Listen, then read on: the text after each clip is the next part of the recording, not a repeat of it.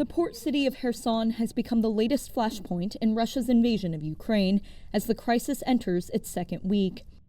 Russia's defense ministry said Wednesday they had captured the strategically located Black Sea port, making it the first major city to fall under their control. But just hours later, an advisor to Ukrainian President Volodymyr Zelensky said their troops were continuing to defend the city. Kherson's mayor said late Wednesday Russian troops were patrolling the streets and forced their way into the city council building. I'm on the subway now and it's terrible. How many kids are there?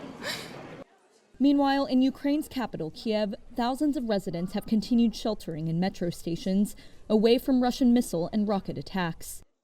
Russia has so far failed to overthrow the Ukrainian government in Kyiv, and Western governments say a miles-long armored Russian convoy en route to the capital has stalled for days. But thousands have been reported injured or dead, and nearly 1 million people have fled the country. Russia calls its actions in Ukraine a special operation that is not designed to occupy territory, but to destroy its neighbors' military capabilities and capture what it regards as dangerous nationalists.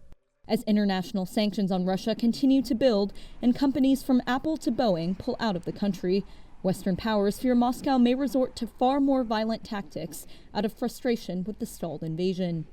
Pentagon spokesman John Kirby said Wednesday it would postpone a scheduled intercontinental ballistic missile test to de-escalate tensions after Russian leader Vladimir Putin announced it was putting its nuclear forces on high alert. We recognize at this moment of tension how critical it is that both the United States and Russia bear in mind the risk of miscalculation and take steps to reduce those risks. Also on Wednesday, the U.S. accused Russia of launching a, quote, full war on media freedom and the truth by blocking news of the Ukraine invasion from independent news outlets and social media.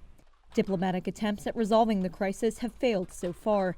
A Ukrainian presidential advisor told Reuters a delegation has left for a second round of talks with Russian officials on a potential ceasefire.